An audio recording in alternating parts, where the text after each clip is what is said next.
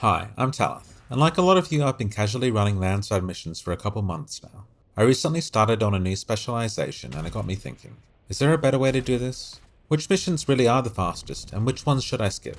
So I did what any sane person with these questions would do. I started speedrunning all 30 Landsraad missions and recording my best times to find out. You might have guessed it from the length of this video, but the results are in. Today we're going to talk about Landsraad missions and specializations in Dune Awakening. I'll show you the fastest way to complete every mission and share maps of every location. First off, for newer players, I'll briefly explain what I'm talking about. You can skip to here if you are already familiar with the Landsraad system. The Landsraad missions are a part of the endgame content and become available to you through the faction questline. Once you reach the mission, The Art of Making Friends, Landsraad missions will become available to you. To complete Landsraad missions, you have to be in a guild that has aligned itself to House Atreides or Harkonnen. This could be a guild with one person in it that you've created yourself, or a guild that you've joined. Each day you'll receive 5 recollection points that can be saved up to a maximum of 35. When you complete a Landsraad mission, you can redeem one of these recollection points to receive extra rewards. You can see here that claiming the recollection reward will give me 125 gathering experience, 1000 house grip, and 75 faction standing. House script is currently used to buy items from the Landsraad vendors, and faction standing increases your house level, which will unlock vendor items and allow you to challenge higher difficulty testing stations. The standard rewards for Landsraad missions will always be given, even when you don't have any recollection points. Landsraad contribution adds points to the house you selected when accepting the mission. These Landsraad contribution points will help your faction claim tiles from the Landsraad board that you can see here. In short, if your faction claims the most tiles, or is the first to claim 5 tiles in a row, your faction will be able to vote on a reward for the week. The Landsraad missions are listed under 5 different specialization categories: crafting, gathering, exploration, combat, and sabotage. Each category has 6 unique missions, totaling 30 across all specializations. Using your recollection points when completing Landsraad missions will earn you experience in the specialization category the mission was for. So if, for example, I completed Living Off the Land and had a recollection point available, I would receive 125 experience towards my gathering specialization.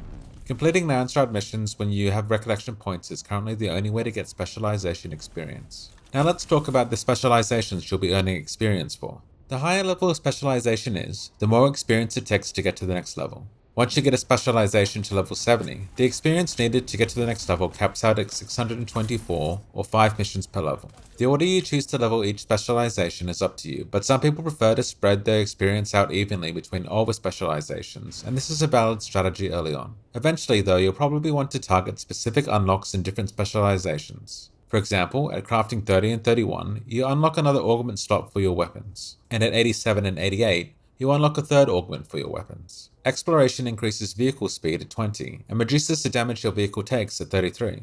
Combat is full of key bonuses, including increases to health, stamina, and skill points. There's a lot here, but you can check out the spreadsheet I made on missions and specializations to see the progression order I'd recommend. Link in the description. Finally, we can look at the missions themselves. I use a pretty standard traversal loadout for running missions, taking Knee Charge, Bindu Sprint, and Sugar Wire Claw. I use Bindu Sprint and Sugar Wire Claw at level 1, but putting extra points into Sugar Wire Claw will propel you a little faster when using the skill. For techniques, I run Suspensor Dash, Center of Mass, and either Battle Hardened or Disciplined Breathing. My weapon of choice for missions is a grade 5 experimental lightning gun that I've augmented with the Karpov 38 Pressurizer, Disruptive Coating, and Quick Release Trigger. This is overkill for most situations, and there's a lot more freedom in weapon choice when running missions, so you can use whatever you prefer. Armor isn't too important, but Idaho's Charge and Circuit Gauntlets are really useful because a lot of the time you'll be using a suspensor belt and shield tanking. I'll go over some of the traversal tricks I use to help you get the most out of your skills. Bindu Sprint is your fastest means of travel, and it's often the first ability I use when starting a mission. After using Bindu Sprint, you can hold jump, which will stop you using the skill while preserving your momentum, allowing you to travel at great speed over long distances. Bindu Sprint can also be used when up high by Bindu sprinting off the cliff and activating your suspensor belt to preserve momentum. You can do a sort of Bindu Dash by activating Bindu Sprint and immediately cancelling it by pressing the same hotkey. This also works if you activate Bindu Sprint and immediately press jump. If you are close to the cliff's edge when using Bindu Sprint, you can use this jump cancel trick in a different way. The timing is a little tricky, but if you Bindu Sprint off a cliff and press jump, you can shorten the cooldown of sprint while keeping the speed boost. Sugar Wire Claw can be used to reposition while airborne or to stagger enemies, although its cooldown against enemies is quite long. Leveling Sugar Wire Claw won't affect its cooldown, but it will increase its range and the speed you travel while using it. Like with other skills, you can also activate your Suspensor after using Sugar Wire Claw to preserve momentum. Charging Knee is the most versatile skill, and can be aimed in any direction. It's my go-to skill because it's the hardest to mess up using and doesn't require a lot of space or an object to latch onto. I aim it slightly upwards to travel horizontally or straight up to scale mountains. Suspensor dash is a technique great for moving around tight spaces or overcoming the slowdown effect from being shot. I also use it to adjust my position in midair or kill my momentum so I don't overshoot a target. When running missions, I am objective focused and avoid killing enemies unless I have to. On the Landsraad mission spreadsheet, I've listed whether the mission requires killing enemies and whether enemies attack you. I've also listed required items, objectives, clear times, and added some notes on each run. I give each mission a rating, easy, medium, or hard, based on how difficult I think the mission is to complete quickly on your first try. A mission would typically receive a harder rating when it's difficult to navigate the location, as is the case with missions like Fremen finds or Phasedancers. If you don't mind what specialization you're getting experience for, I'd recommend picking up multiple missions for the same location to cut down on loading and travel times. In general, combat missions are the fastest by far, and gathering missions are the slowest. Almost all the missions can be completed quickly, except for the ones tied to testing stations, which are guaranteed to take several minutes, even when played at difficulty 1. Aside from those missions, the mission that took me the longest to complete was Knowledge is Power, a sabotage mission where you fly around Hagga Basin setting up surveillance. It took me 3 minutes and 32 seconds to finish, and I found this mission to be the most boring by far. No one attacks you, and it's fairly trivial to complete. Fremen finds was the hardest mission to learn, but I've mapped it out now and hopefully I've presented a method for completing it that will make it easy for everyone. I'll show the maps I've made at the start of each mission, but you'll be able to find a link to them in my spreadsheet below. Check the description for timestamps for specific missions. I've ordered them by specialization in this video. The fastest mission I could complete was a tie between Living Off the Land, a gathering mission in the Broodworks, and Ghosts of Tsimpo, a combat mission in Tsimpo, with a time of 1 minute and 4 seconds. My times are pretty good, but I know there's people out there that could do better, so let me know if you see a way I could improve. In patch 1.4, we'll be getting 5 new missions and a new location, so avoiding slower or less enjoyable missions will become even more difficult. My strategy right now is to hold on to 2 missions I dislike and complete the missions I get in the 3rd slot. This way I have a sort of veto system that allows me to skip 2 missions in every category. Having said that, some missions felt like they took forever to complete on my first attempt, but after learning them, they weren't actually that bad. I recommend you try them all for yourself to see how you feel about them. As they add more missions to the Landsraad, we'll be getting more variety, but we'll also be getting less choice. Maybe I would be my own worst enemy and endlessly complete the same mission if I could, but that doesn't mean I'll have the most fun if I'm forced to complete Knowledge is Power just to mix it up. I think these missions are the most fun when you can take 3 for the same location. This is something that's easier to do when you play with other people and share missions, but it's much more difficult for solos, and will become even more difficult as new missions release. Hopefully Funcom does something to give us more freedom in the future. For now we have to rely on optimization. The rest of this video will show you the fastest way I found to complete every mission currently available. The maps I show on screen for each mission will be available in my Landsraad spreadsheet, link in the description. If you have enjoyed this video, you can like it and subscribe to my channel. I'll be creating new guides for patch 1.4, so you'll hear from me again soon.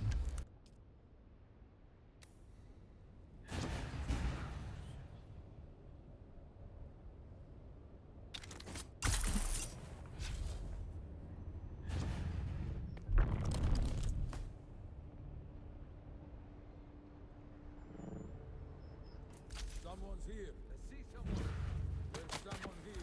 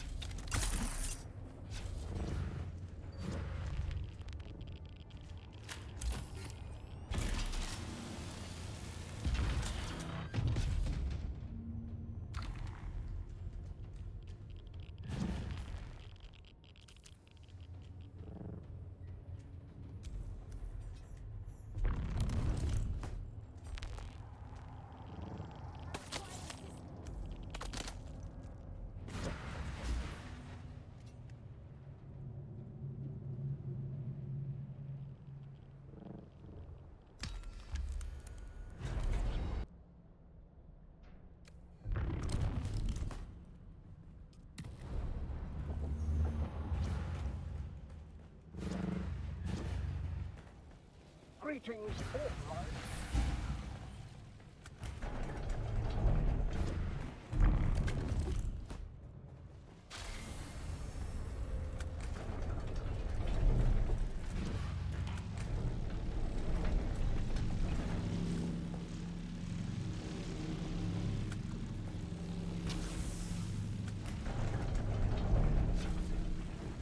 Shield off, identity. Slide up.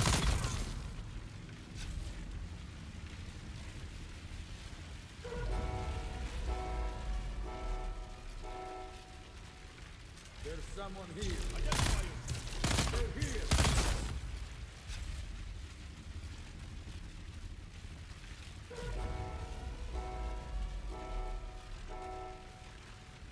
Shield on!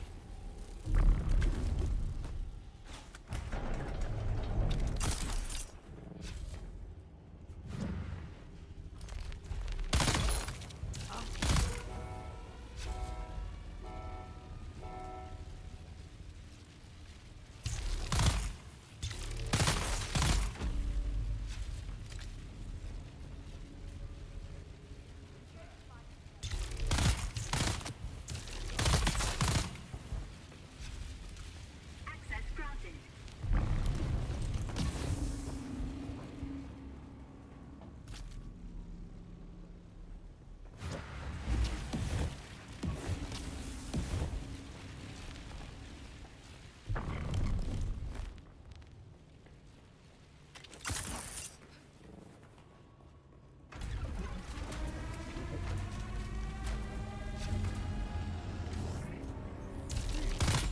Power.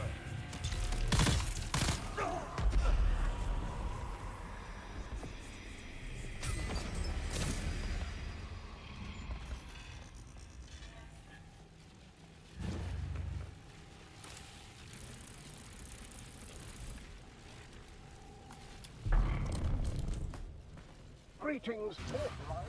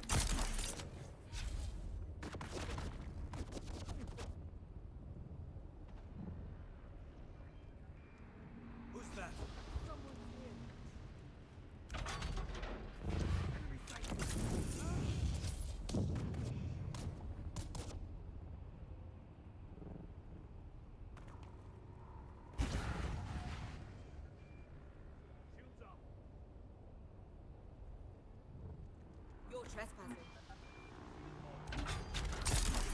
I need reinforcements.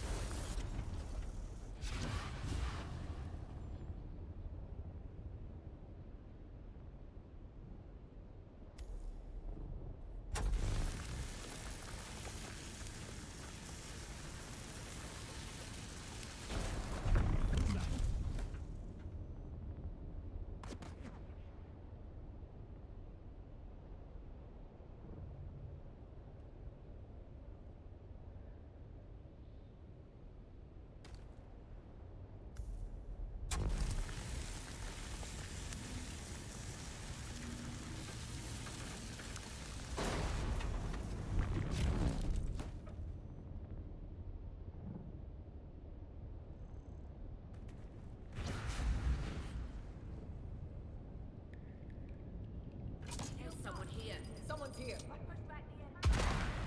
Someone's here. I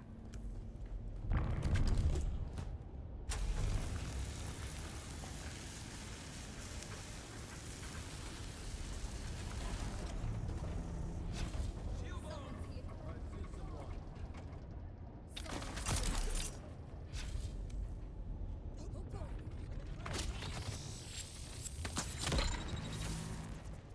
Shield up.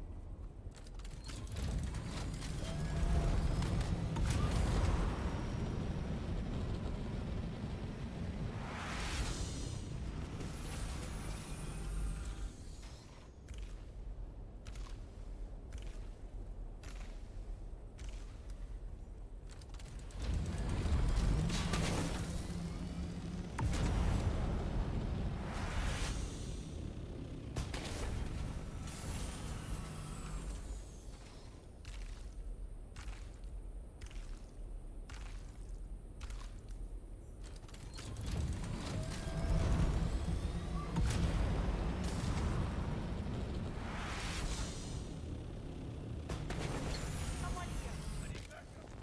I've got you.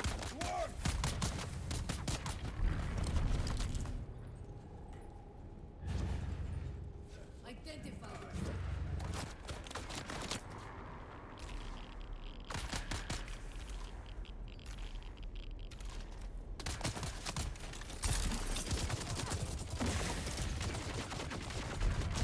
Turn back, dog. I got it.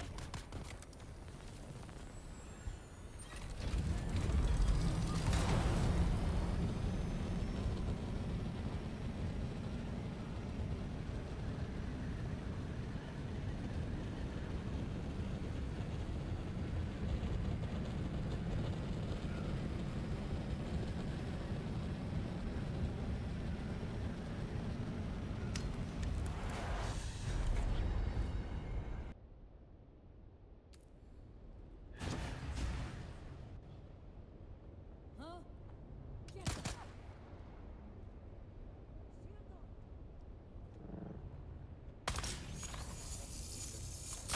Someone here.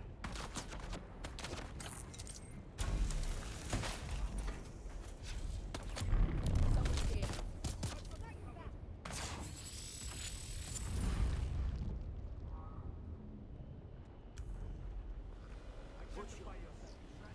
Where's my reinforcements? I found the enemy. Reveal yourself.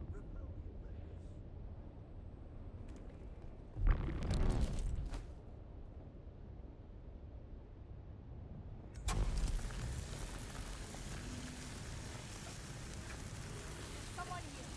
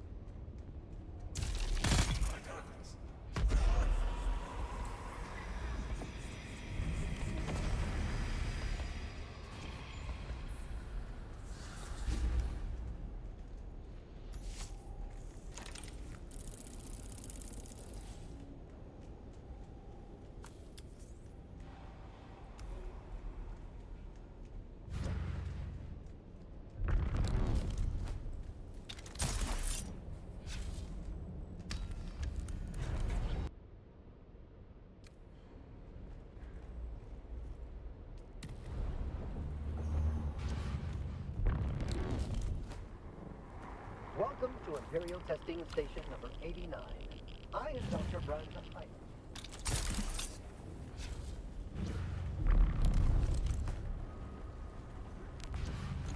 Shields up! Speak your purpose.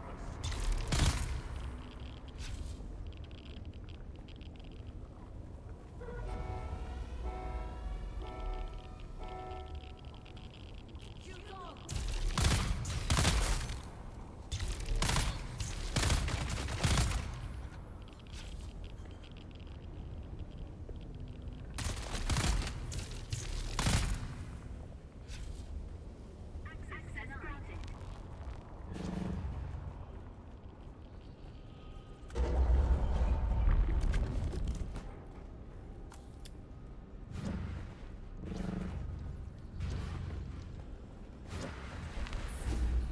Shield on. Found you.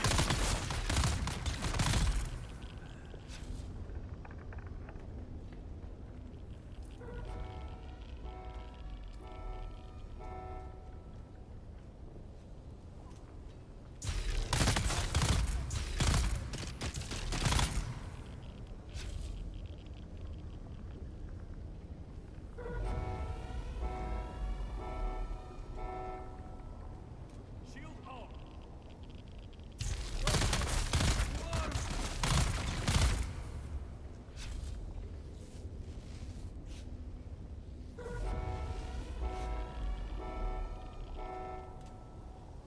Shields up!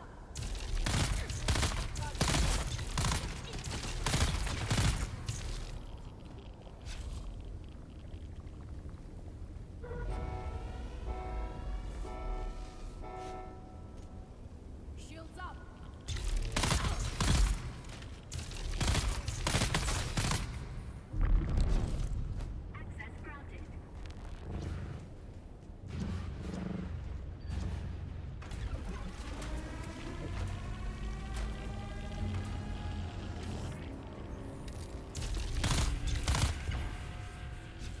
Watch your step, fool!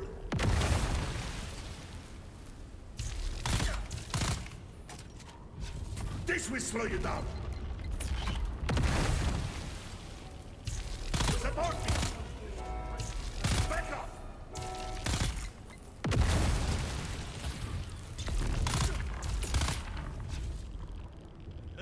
Watch your step, fool!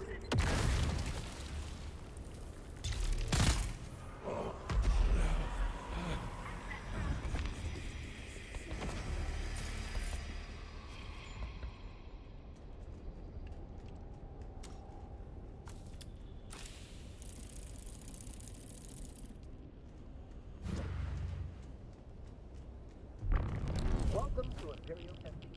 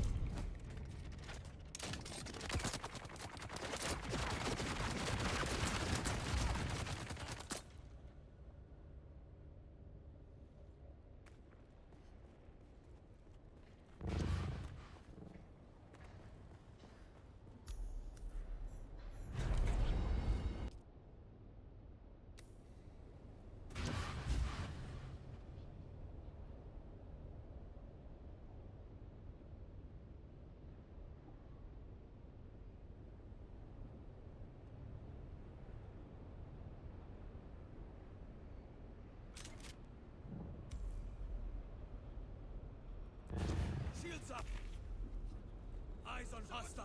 I require backup!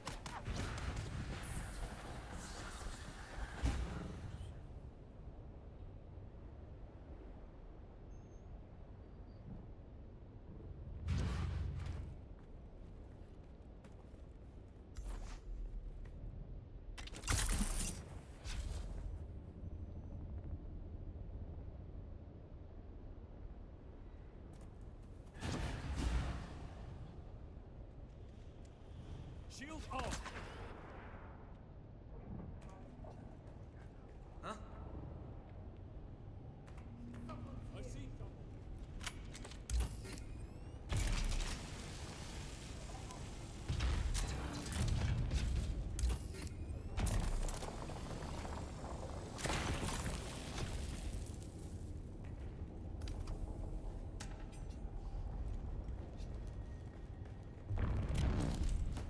Shields up.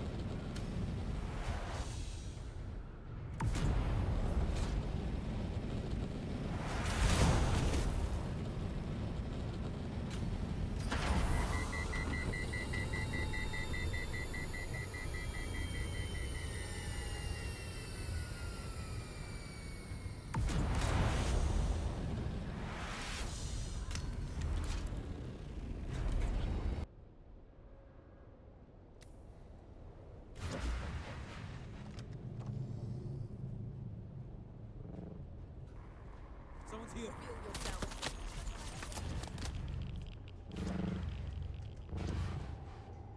Identify yourself.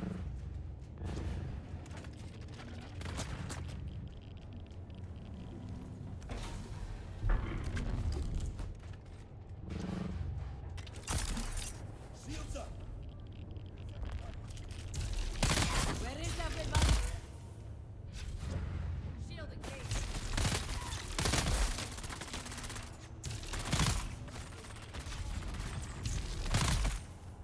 Access granted.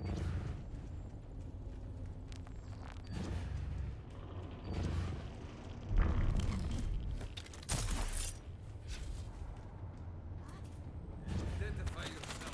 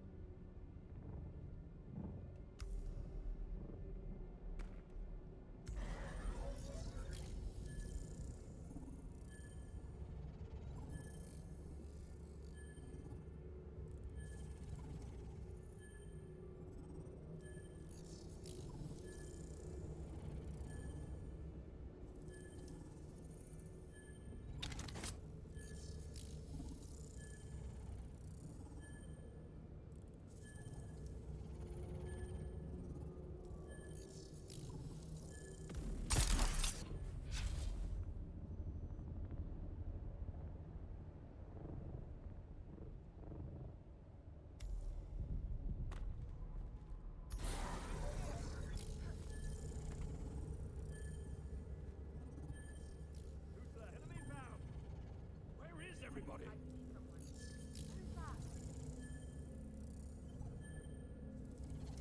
Who's there?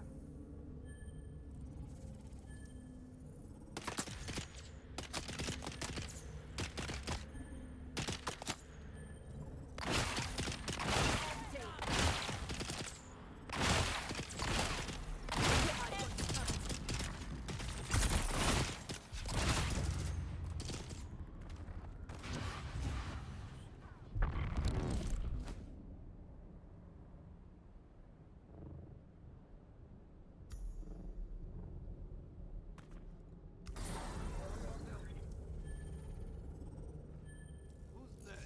I require backup. Identify yourself. Who's the enemy? Come.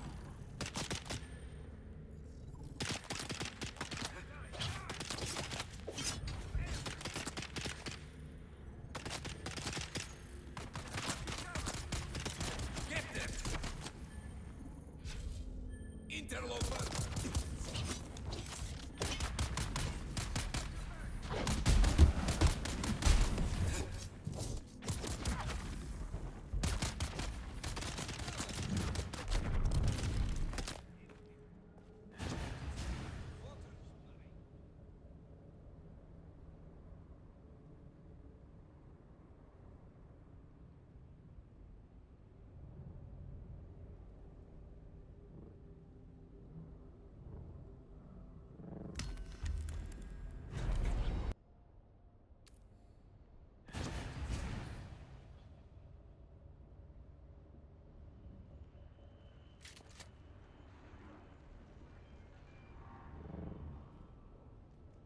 Who's there?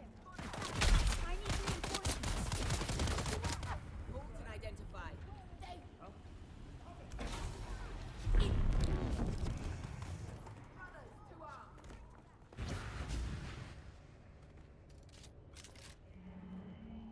We have a Identified. village. Identified.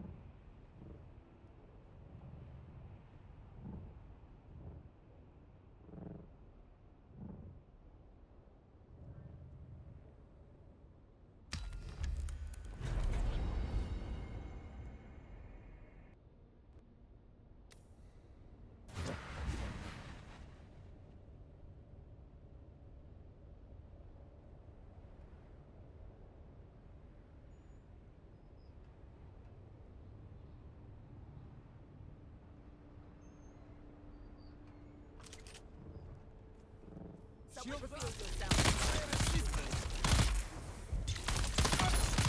Attack!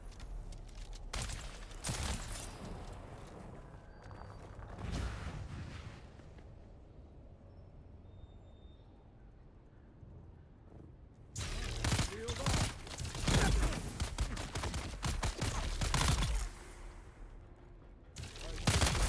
Eyes on hostile. Attack.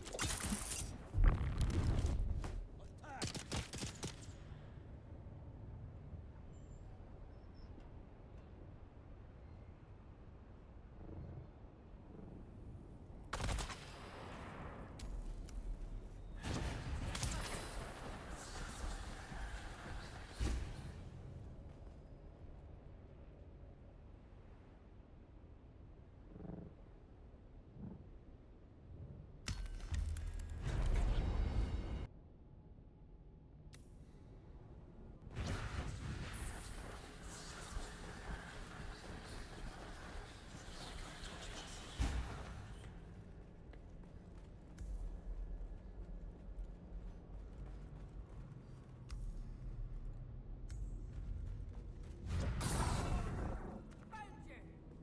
Yeah! Interloper!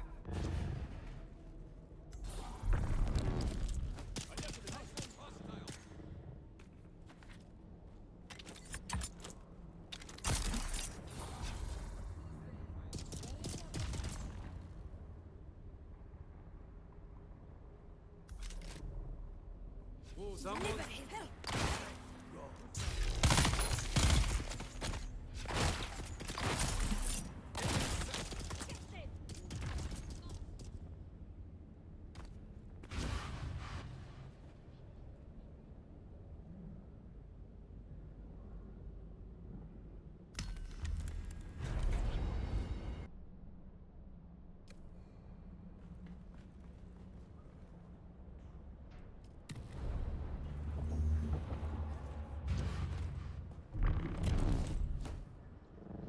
This is Imperial Testing Station number 136, and I am Station Supervisor.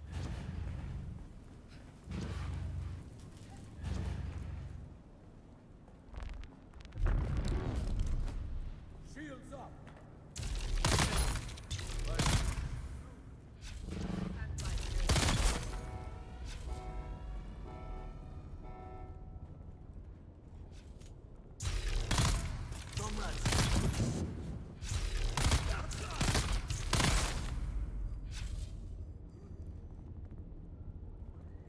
Shield on!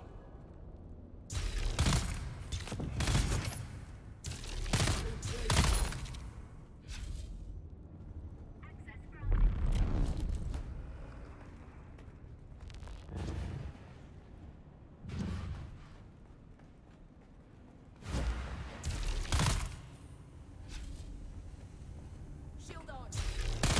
Target.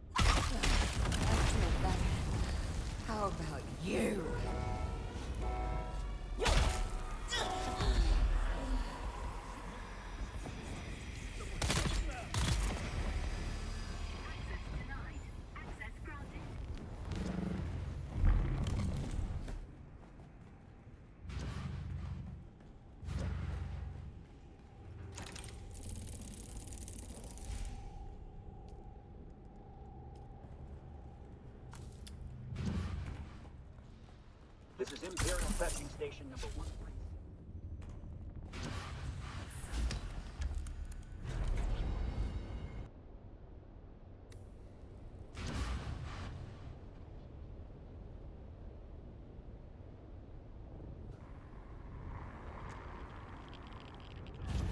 Who's that? I need help.